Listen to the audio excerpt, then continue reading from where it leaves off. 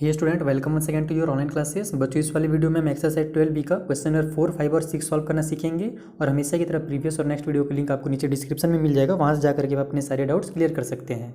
आइए स्टार्ट करते हैं। क्वेश्चन नंबर 4 क्या है हमारे पास, in what time will 8000 amount to ₹8,360 at 6% per annum simple interest. यानी कि यहाँ पर हमको क्या करना है, टाइम फाइंड करना है। हमको यहाँ पर प्रिंसिपल दे दिया गया है 8000, अमाउंट दे दिया गया है ₹8,360 और रेट ऑफ इंटरेस्ट भी दे दिया गया है। तो टाइम फाइंड करने के लिए हमको क्या जरूरत पड़ेगा, हमको सिंपल इंटरेस्ट का भी जरूरत पड़ेगा। तो हम क्या करेंगे, यहाँ पर पहले सिंपल इंटरेस्ट फाइंड कर लेंगे, उसके बाद टाइम वाला जो फॉर्मूला हमने पढ़ा है उसमें पुट करके इसको आसानी से सॉल्व कर लेंगे। आइए सॉल्व किया जाए क्वेश्चन नंबर 4। ये हमें यहाँ पे 3 वैल्यू दिए हुए हैं, प्रिंसिपल, अमाउंट और रेट ऑफ इंटरेस्ट दिया हुआ है। हमको टाइम फाइंड करना है, उसके लिए किसी की जरूरत पड़ेगा, सिंपल इंटरेस्ट का जरूरत पड़ेगा। तो हम यहाँ पर पहले सिंपल इंटरेस्ट फाइंड कर लेते हैं। वो क्या होता है, हमारा टोटल अमाउंट में से हम प्रिंसिपल को माइनस करते हैं तो हमें सिंपल इंटरेस्ट पता चल जाता है। तो यहाँ पर हम माइनस कर देते हैं 8,360 में से 8,000 को, तो कितना आ जाएगा हमारे पास, 8 में से 8 माइनस 0 तो बच जाएगा ₹360। यानी कि जो सिंपल इंटरेस्ट है वो कितना है, ₹360 है। अब जो टाइम का फॉर्मूला हमने पढ़ा है वो लगा दीजिए। क्या फॉर्मूला है, simple interest multiply 100 divide by में P मल्टीप्लाई R, यही फॉर्मूला होता है। बस इसी फॉर्मूला में आपको पुट कर देना है सारे वैल्यूज़ को। सिंपल इंटरेस्ट की जगह में 360 मल्टीप्लाई में 100 डिवाइड में प्रिंसिपल की जगह में हमारे पास कितना है, 8000 है, 8000 उतार दो, और R की जगह में हमारे पास कितना है, 6 है, तो 6 उतार दो।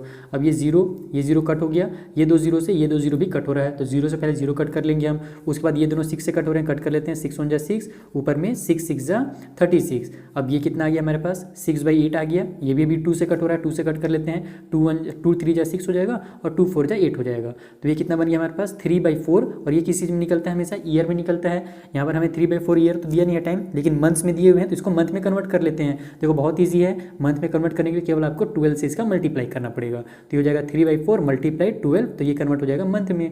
ये 4 1 जा 4, 4 3 जा हो जाएगा 12। अब कितना बच गया, 3 × 3 यानी कि 9 मंथ हो जाएगा इसका आंसर। तो टाइम कितना हो जाएगा, 9 मंथ। कौन सा ऑप्शन हमें दिया हुआ है यहाँ पर, फर्स्ट में 8 है, बी में 9 मंथ दिया हुआ है, तो इसका जो ऑप्शन नंबर बी है वो बिल्कुल सही है। इस तरीके से क्वेश्चन नंबर 4 सॉल्व करना था आपको।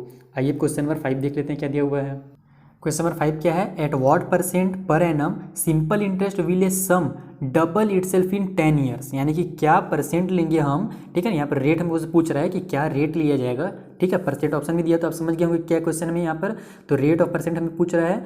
इसमें क्या बोल रहा है कि जो सिंपल इंटरेस्ट है ना वो डबल हो जाएगा उसके सम का। यानी कि जो हमारा अमाउंट रहेगा वो क्या हो जाएगा, जो स्टार्टिंग में प्रिंसिपल था उसका डबल हो जाएगा। कितने ईयर के बाद, तो टाइम दे दिया गया है 10 ईयर्स के बाद। तो यहाँ पर हमसे यही पूछ रहा है कि कितना। फिर से मैं आपको क्वेश्चन एक बार रिपीट कर देता हूँ सिंपल वर्ड्स में कि क्वेश्चन देखो, अगर आप क्वेश्चन समझ जाओगे क्या कर रहा है तो आप आंसर समझ जाओगे, लेकिन अगर आप क्वेश्चन ही नहीं समझोगे तो फिर बहुत ज़्यादा आपके लिए कन्फ्यूजन हो जाएगा सॉल्व करना। तो पहले यहाँ पर क्वेश्चन समझ हमसे क्या कर रहा है, हमसे ये यहाँ पर ये कर रहा है कि 10 ईयर्स का टाइम दिया जाता है, बताइए कि कितना रेट हमको दिया जाएगा, कितना % हम यूज़ करें ताकि जो हमारा स्टार्टिंग प्रिंसिपल है वो क्या हो जाए, डबल हो जाए। यानी कि जो अमाउंट मिले ना वो डबल हो जाए। तो यहाँ पर हम इसको कैसे सॉल्व करेंगे, आइए अब सॉल्व करके बताता हूँ।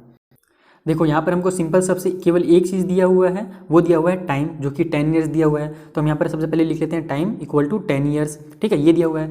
अब हमको ना यहाँ पर प्रिंसिपल दिया हुआ है ना अमाउंट दिया हुआ है, लेकिन हमको ये चीज़ बोल दिया गया है कि प्रिंसिपल जो होगा, अमाउंट जो होगा ना वो प्रिंसिपल का क्या होगा, डबल हो जाएगा।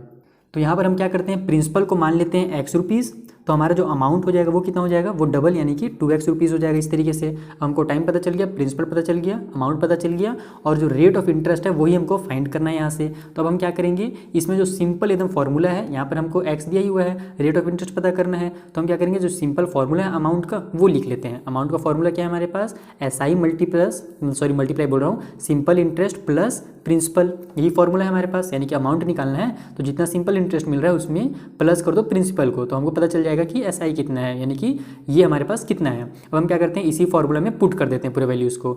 यहाँ पर अमाउंट हमारे पास है 2x, इसके जगह में 2x लिख लो, इक्वल के उस साइड में p को पहले लिख लेते हैं क्योंकि p का वैल्यू हमारे पास x है। क्योंकि सिंपल इंटरेस्ट का जब हम फॉर्मूला लगाएंगे तो सिंपल इंटरेस्ट का फॉर्मूला क्या होता है हमारे पास, x AP multiply R multiply T divide by 100 होता है ना। तो यहाँ पर हम इसको अगल से लिख लेते हैं, यानी इस तरीके से सिंपल इंटरेस्ट की जगह में p multiply R multiply T लिखना है, तो p की जगह में हम x लिखेंगे, मल्टीप्लाई R यानी कि R की जगह में R ही रहेगा, मल्टीप्लाई टी जो कि हमारे पास है 10 ईयर्स और डिवाइड में 100।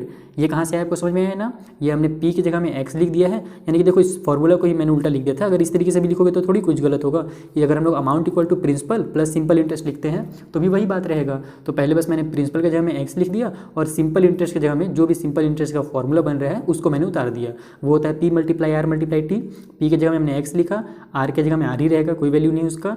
टी की जगह में हमने यहाँ पर 10 हमारे पास था वैल्यू तो हमने 10 लिख दिया और डिवाइड में 100 ये फॉर्मूला में ही है। इस तरीके से हमारा ये एक फॉर्मूला बन गया। अब हम क्या करेंगे कि यहाँ भी एक्स है यहाँ भी एक्स है, दोनों एक्स को कॉमन ले लेते हैं, उससे काम आसान हो जाएगा। हमारे पास एक्स और एक्स है दोनों, एक बार कॉमन ले लो। यहाँ पर हमारे पास क्या बच जाएगा, ये 1 बच जाएगा यहाँ पर, और फिर मल्टीप्लाई में ये प्लस का साइन तो प्लस का साइन लगा लो और इधर आर मल्टीप्लाई 10 डिवाइड बाई 100 बच जाएगा। इस तरीके से कॉमन लेना फिर से आपको मैं सिखा देता हूँ, अगर कुछ बच्चे सीखे नहीं होंगे प्रीवियस वीडियोज़ में। तो देखो कॉमन लेने का मतलब क्या है ना कि यहाँ पर अगर सेम नंबर है, दोनों में बीच का प्लस का साइन है या माइनस का साइन है और दोनों साइड क्या अगर सेम नंबर है तो उस नंबर को एक बार लिख लिया जाता है बाहर। अंदर वाले नंबर की जगह में हम यहाँ पर मान लो अब इसका 1 से मल्टीप्लाई करेंगे तो x बन जाए x ही आ जाएगा, और फिर इसका इसके साथ मल्टीप्लाई करेंगे तो x मल्टीप्लाई आर मल्टीप्लाई 10 ही आ जाएगा पहले की तरह। तो बस इसी को हम इस तरीके से दोबारा अगले फेस में लिखते हैं, यानी कि ये नहीं कॉमन लेने का मतलब कुछ अलग से नहीं होता है, बस रहता है कि इसको हम तोड़ करके थोड़ा सा अलग के टाइप से लिख लेते हैं। इससे क्या होता है कि हमारा x एक जो है बाहर हो जाएगा तो काम थोड़ा हमारा आसान हो जाएगा। ठीक है, अब आ जाओ इसको सॉल्व कर लेते हैं हम। तो हो जाएगा 2x, ये जो x इधर अभी मल्टीप्लाई में है इसको इधर ले आते हैं, डिवाइड में हो जाएगा, इक्वल की उस साइड हमारे पास क्या बच जाएगा, ये 100 + 1। इस तरीके से बार लिख ही लेता हूँ नहीं तो फिर आप कंफ्यूज हो जाओगे, ज़्यादा शॉर्टकट मार दूंगा। तो 100 + 1 आर मल्टीप्लाई 10 डिवाइड बाई 100। इस तरीके से ये हमारा बच गया, इधर केवल x को हमने ट्रांसफर कर लिया यहाँ से। अब हमारा क्या हो रहा है, इसका इधर इसको जो भी हो रहा है प्लस माइनस वो कर लेंगे। x से x तो यहाँ पे कट हो जा रहा है, इसको कट कर लो। ये हो जाएगा हमारा 2 = 100 × 100 प्लस ये हमारे पास r मल्टीप्लाई जो 10 है उसको r10 या फिर r मल्टीप्लाई 10 भी चाहो तो लिख सकते हो, और डिवाइड में हमारे पास जो 100 रहेगा वो तो रहेगा ही रहेगा। अब इसको इधर ट्रांसफर कर लेते हैं हम, तो ये हो जाएगा हमारे पास 200, क्योंकि 100 किससे मल्टीप्लाई हो जाएगा, इधर डिवाइड में है तो 200 = 100 प्लस r10, ये वाला जो हमारे पास था वो। अब यहाँ से हमको r का वैल्यू निकालना है तो एक एक करके सभी नंबर को इधर ट्रांसफर करते जाएंगे। पहले 100 को कर लेते हैं, 100 इधर प्लस में इधर आकर के -100 हो जाएगा, इक्वल के उस साइड r मल्टीप्लाई 10 भी आप लिख सकते हो या फिर r10 जो भी लिखना चाहो आप लिख लो, कोई दिक्कत नहीं है। ये हमारा माइनस हो जाएगा, 200 में से 100 माइनस हो तो 100 बच गया। अब हम करते हैं इस 10 को भी इधर ट्रांसफर, इधर ये क्या में मल्टीप्लाई में इसके साथ r के साथ, इधर आकर के ये डिवाइड में 10 हो जाएगा, इक्वल के उस साइड बच जाएगा केवल r। ये 0 से 0 कट हुआ तो हमारा r इक्वल टू कितना निकल गया, यहाँ से 10% निकल गया, क्योंकि रेट ऑफ इंटरेस्ट जो हमेशा परसेंट में निकलता है। तो r जो होगा हमारा 10% होगा। कौन सा ऑप्शन दिया यहाँ पर क्वेश्चन नंबर 5 में, ऑप्शन नंबर बी ही दिया हुआ है सामने सामने। तो ए में हमारे पास 8 है, बी में 10% है, तो इसका जो बी जो होगा वो बिल्कुल सही ऑप्शन होगा। इस तरीके से आपको उसको सॉल्व करना था। नॉर्मल क्वेश्चन है, कुछ अलग से क्वेश्चन नहीं है, बस यहाँ पर आपको जो प्रिंसिपल है उसको x मान लेना है, तो अमाउंट जो होगा हमारा डायरेक्टली 2x हो जाएगा और फिर उसी फॉर्मूला में पुट कर दीजिए तो आपका ये सॉल्व हो जाएगा। आइए क्वेश्चन नंबर 6 भी सॉल्व करते हैं।